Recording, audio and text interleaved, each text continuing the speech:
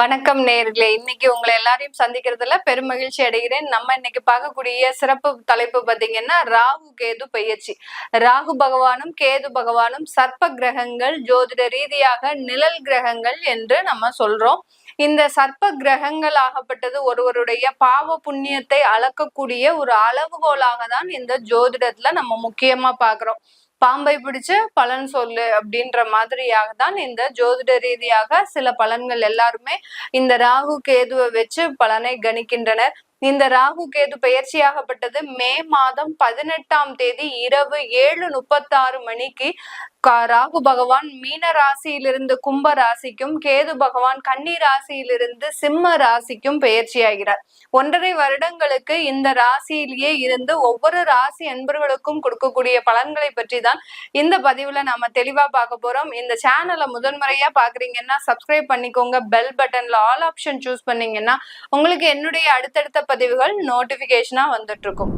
விருச்சிக ராசி அன்பர்களுக்கு கேது பகவான் 10ஆம் இடத்துல பயிற்சி ஆகிறார். ராகு பகவான் 4ஆம் இடத்துல பயிற்சி ஆகிறார். காலபுருஷனுக்கு 8ஆம் இடமான விருச்சிக ராசிக்கு அதிபதி செவ்வாய். மன போராட்டமும் உடல் போராட்டமும் அதிகமாக இருக்கக்கூடிய ராசி என்பர்கள் விருச்சிக ராசி என்பர்களாக தான் இருக்கும். வாழ்க்கையில பாத்தீங்கன்னா போராடாத ஒரு நாள் இல்லை, போராடாத ஒரு நிமிடம் இல்லை அப்படின்னு அளவுக்கு அதிகப்படியான ஒரு போராட்டங்களையும் அதில் வெற்றியையும் சந்திக்கக்கூடியவர்கள் இந்த விருச்சிக ராசி என்பர்கள். ஆனா இவர்களுக்கு ஒரே ஒரு பிளஸ் பாயிண்ட் என்ன அப்படின்னா, இவர்களுக்கு எதிரிகள் ரொம்ப குறைவா தான் இருப்பாங்க. ஏன்னா நேருக்கு நேரா ஸ்ட்ரெயிட் ஃபார்வர்டா பேசும்போது பெரிய அளவுக்கு இந்த விருச்சிக ராசி என்பர்களுக்கு எதிரிகள்ன்றது கண்டிப்பா இருக்கவே இருக்காது. இந்த எதிரிகளையும் அரவணைத்து போகக்கூடிய ஒரு தன்மை நம்ம விருச்சிக ராசி என்பர்களுக்கு இருக்கும். விருச்சிக ராசி அன்பர்களுக்கு 10ஆம் இடத்துல இருக்கக்கூடிய அந்த கேது பகவான் தொழில்ல நிறைய வளர்ச்சியை தரப்போறார். யார் யாருக்கெல்லாம் தொழில் செய்யணும் விருப்பம் இருக்கோ இந்த காலகட்டம் ஆரம்பிங்க. அதுல ஒரு நல்ல ஒரு வெற்றியை ஆரம்பிக்கக்கூடிய ஒரு வருடமாக தான் இருக்க போகுது. இந்த வெற்றியின் மூலமாக உங்களுடைய வாழ்க்கை தரமே பாத்தீங்கன்னா போராடுவீங்களா அப்படின்னு கேட்டீங்கன்னா கண்டிப்பா போராட்டம் இருக்கும். ஏன்னா உங்களுக்கு ஜென்ரலாவே விருச்சிக ராசி என்பர்களுக்கு எந்த ஒரு விஷயத்தை தொட்டாலும் அதுல ஒரு போராட்டம்ன்றது அபரிமிதமாக இருக்கு. இப்போ தொழில் தொடங்குறீங்க அப்படின்னா அதுலயும் கண்டிப்பா போராட்டம் இருக்கும். ஆனால் இந்த 1.5 வருடங்கள் உங்களுக்கு ஒரு சாதகமான ஒரு வருடங்களாக இருக்க போது. இந்த காலகட்டம் இந்த விருச்சிக ராசி என்பர்களுக்கு தொழில் மூலமாக அதிகப்படியான ஒரு வருமானத்தை கொடுக்கக்கூடிய ஒரு வருடமாக தான் இருக்கும். 4ஆம் இடத்துல ராகு பகவான் பாத்தீங்கன்னா ஏகபோக ஆடம்பர வாழ்க்கையை கொடுக்கக்கூடிய ஒரு தருணம். யாருக்கெல்லாம் ஜாதகத்துல லக்னத்துக்கு 4ஆம் இடத்துல ராசிக்கு 4ஆம் இடத்துல ராகு இருக்கோ பாத்தீங்கன்னா அவர்களினுடைய சுகத்துல நிறைய ஒரு விஷயங்கள் இருக்கும். நிறைய ஒரு ஆடம்பரமான ஒரு வாழ்க்கை, நாகரிகமான ஒரு வாழ்க்கை, இதுக்குதான் அதுக்குதான் செலவு பண்றதுக்கு யோசிக்கவே மாட்டாங்க. தாம் தூம்னு நிறைய செலவு பண்ணக்கூடிய ஒரு அன்பர்களாக தான் இருப்பாங்க. அப்படிப்பட்ட ஒரு பலன் இப்போ இந்த விருச்சிக ராசி அன்பர்களுக்கு வரப்போகுது. ஆனா இந்த ஆடம்பரத்தையும் இந்த நாகரிகமான ஒரு வாழ்க்கையையும் உங்களால அனுபவிக்க முடியுமா அப்படின்னு கேட்டீங்கன்னா கண்டிப்பா அனுபவிக்க முடியாது. ஜாதக ரீதியாகவும் அதே பலன் தான். 4ஆம் இடத்துல ராகு இருந்துட்டாரு அப்படின்னாலே அந்த ஆடம்பர வாழ்க்கையும் சுகத்தையும் அனுபவிக்கிறதுக்கு முழுமையாக வலிமை இழந்தவர்கள்னா இந்த 4ஆம் இடத்துல இருக்கக்கூடிய ராகு இருக்கக்கூடிய ஜாதகர்கள் தான். அதனால இந்த விருச்சிக ராசி என்பர்கள் இப்போ உங்களுடைய குடும்பத்திற்கு தேவையான அனைத்து வசதிகளையும் ஏற்பாடு பண்ணுவதற்குண்டான ஒரு டைம் தான். உங்களுடைய குடும்பத்துல ஒரு 2 வயது குழந்தையில இருந்து 90 வயது வயதானவர்கள் வரைக்கும் என்னென்ன தேவைகள் இருக்கோ அதை அனைத்துமே நிறைவேற்றி வைக்கக்கூடிய ஒரு திறமையும் ஒரு பலத்தையும் கொடுக்கக்கூடிய இந்த விருச்சிக ராசி அன்பர்களுக்கு அந்த வாழ்க்கையை அனுபவிக்க முடியுமா அப்படின்னு ஒரு கேள்விக்குறி வந்ததுன்னா கண்டிப்பா அந்த வாழ்க்கையை அனுபவிக்க முடியாது. அதிலிருந்து ஒரு தொலைதூரமாக விலகி செல்லக்கூடிய ஒரு நேரமாக தான் இந்த விருச்சிக ராசி அன்பர்களுக்கு இந்த ராகு கேது பெயர்ச்சி ஒரு நன்மைகளை கொடுக்கக்கூடிய ஒரு நேரமாக இருக்கும். இதுக்காக நீங்க வருத்தப்பட வேண்டிய அவசியமே இல்லை. ஏன்னா நீங்க உழைக்கக்கூடிய நேரம், உழைத்து உழைத்து உங்களுடைய குடும்பத்திற்காக செலவு பண்ணக்கூடிய ஒரு நேரமாக தான் இருக்க போகுது.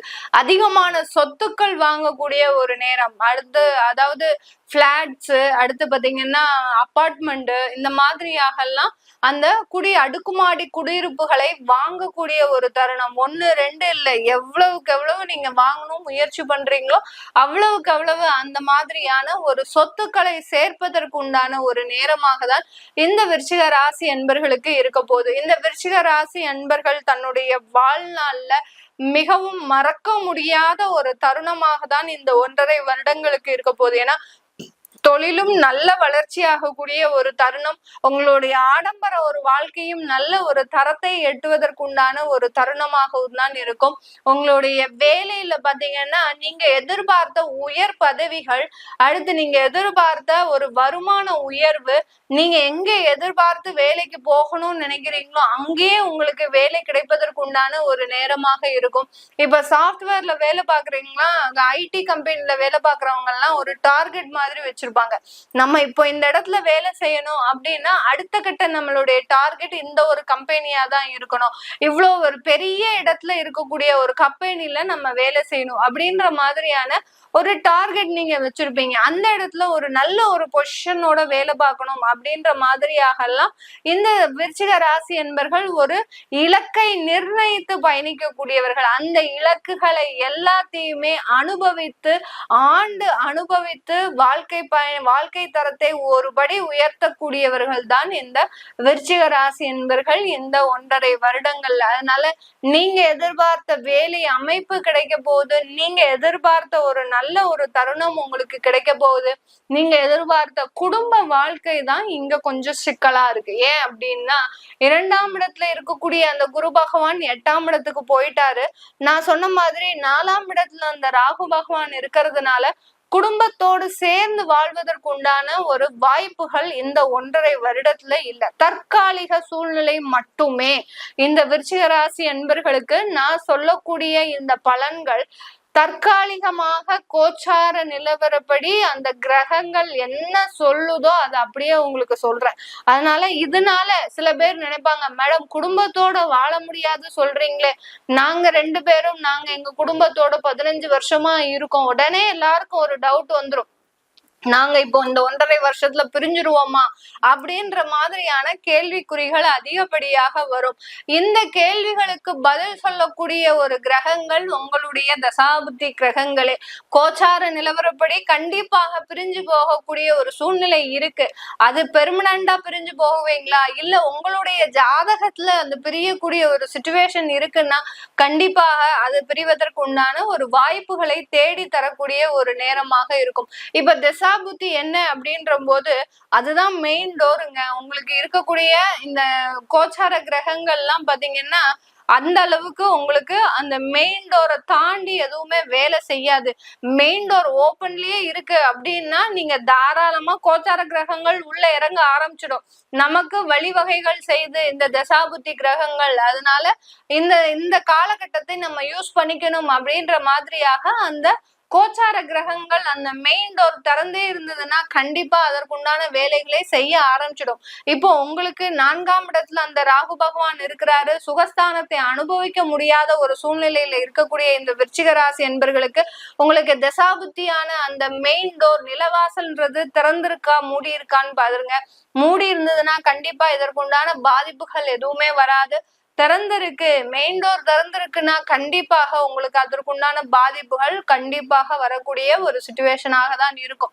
அதனால இந்த விருச்சிக ராசி அன்பர்களுக்கு இந்த காலகட்டம் தாயார் வழி மூலமாக மருத்துவ செலவுகள் ஏற்படுவதற்கு உண்டான ஒரு நேரமாக இருக்கும்.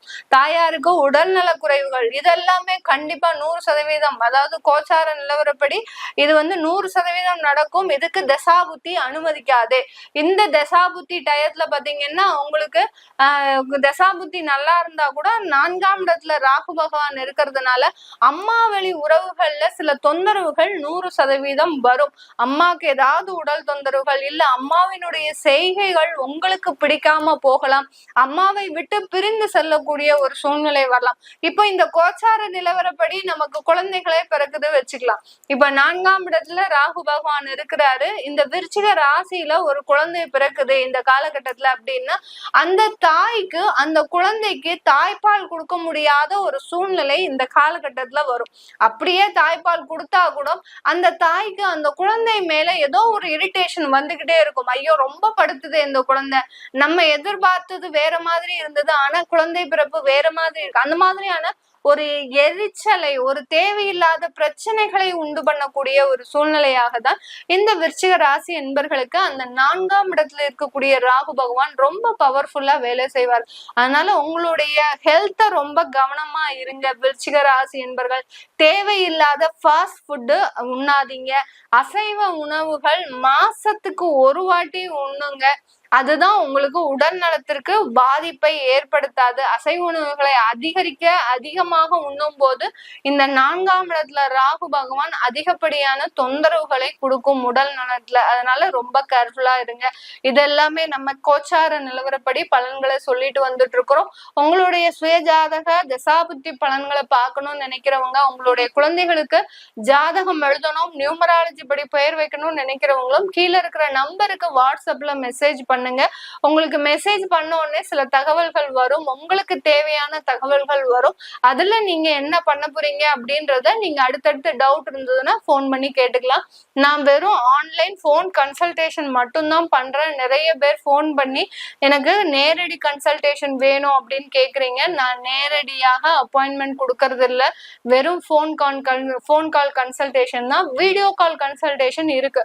இப்போ நேர்ல பார்த்து பேசுறது மாதிரி இருக்காது மேடம் அப்படின்ற மாதிரியாக நிறைய பேர் கேக்குறாங்க. அதனால அவர்களுக்காக வீடியோ கால் கன்சல்டேஷன் வச்சிருக்கிறேன். அதை வேணுங்கிறவங்க உபயோகப்படுத்திக்கலாம். உங்களிடமிருந்து விடைபெறுவது உங்கள் ஆஸ்ட்ரோ பூர்ணா. நன்றி, வணக்கம்.